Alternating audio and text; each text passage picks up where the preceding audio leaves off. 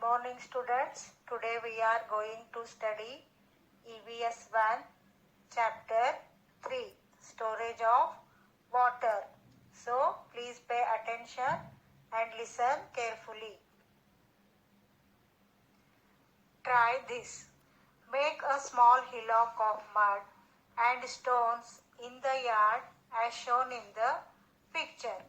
Pour water over the hillock using a water can like rain and observe the following.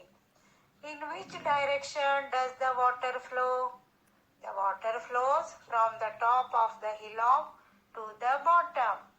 How does the water flow on the steeper slopes?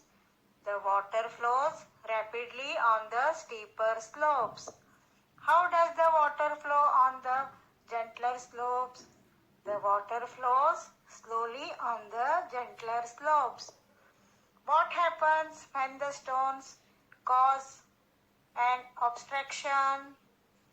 When the stones cause an obstruction, some of the water changes its direction and flows rapidly in the outward direction. Some of the water flows gently through stones. Where do puddles form? Puddles are formed in a low-lying area around the hillock. When does the direction of flow change? The direction of the flow changes when there is an obstruction in its way. Now stop pouring water over the hillock as shown in the picture and observe the following. Why did the hillock dry when we stopped pouring water? The hillock dried because the process of absorption of water stopped and the absorbed water seeped into the hillock.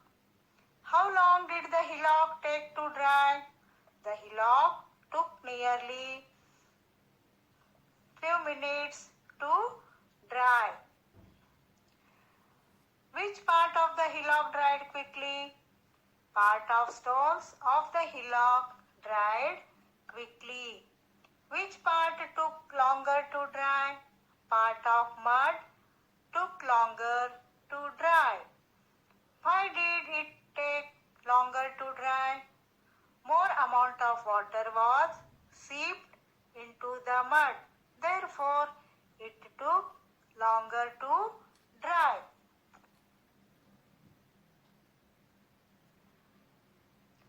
Old water stores.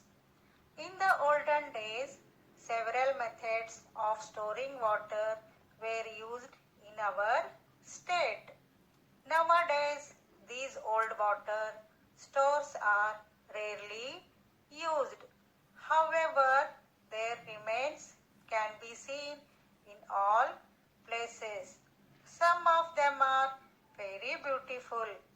Water in some of these stores never gets depleted. Wells.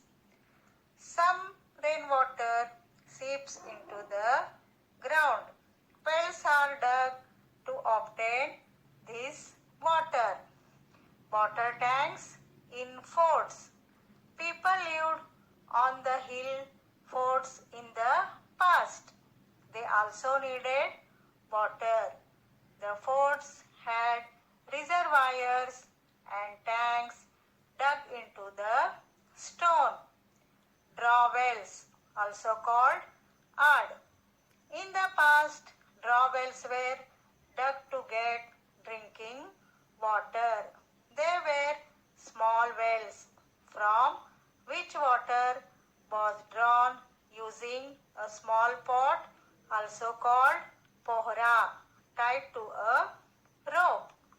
Atpadi in Sangli district had a draw well in every wada.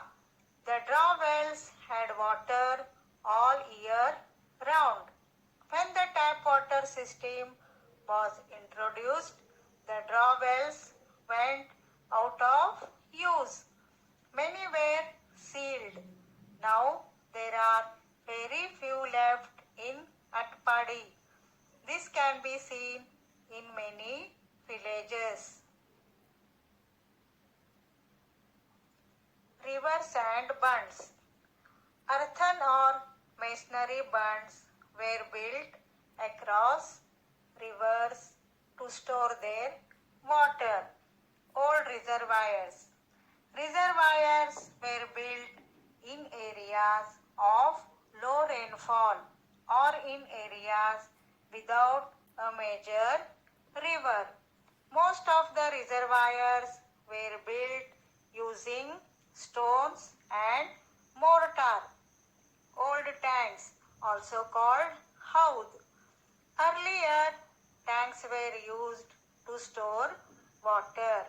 Some large cities still have these old tanks. Some of them are still in use. Recent systems. Dams. The most important of all recent water storages is the dam. Dams made it possible to store huge quantities of water. As a result, more land was brought under cultivation.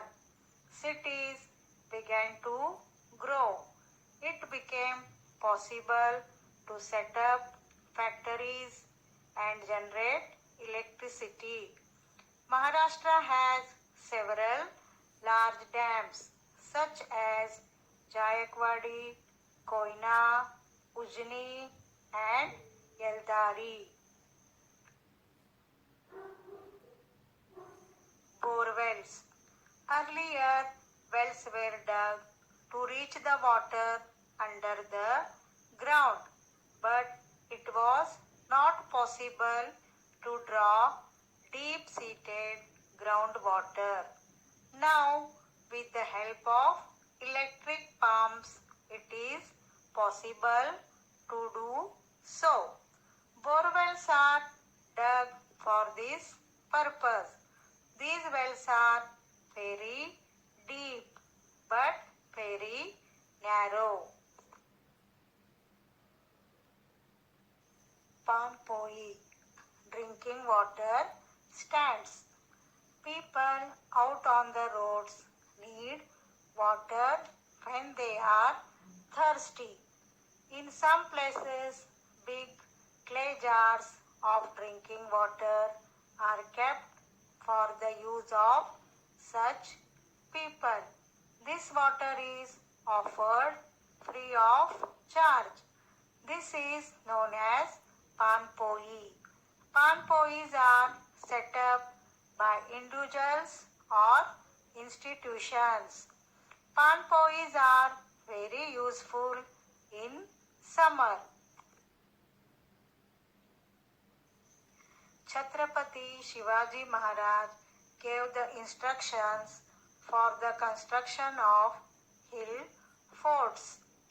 A fort should be built after first finding out if there is water in the place.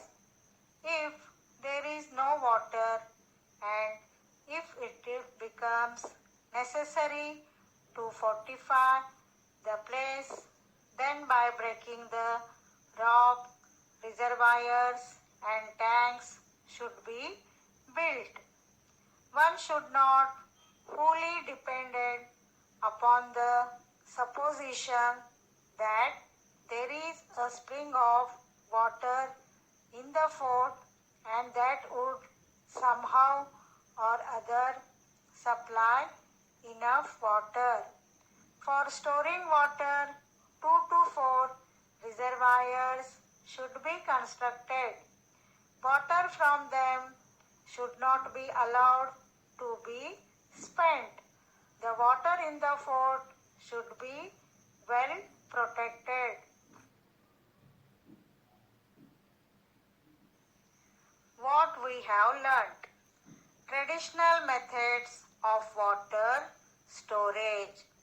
Modern methods of water storage. Economical use of water. Children, Always remember, water is a natural resource. All living things need water. We must keep this in mind when we use water. Today I have completed this chapter. Thank you for watching.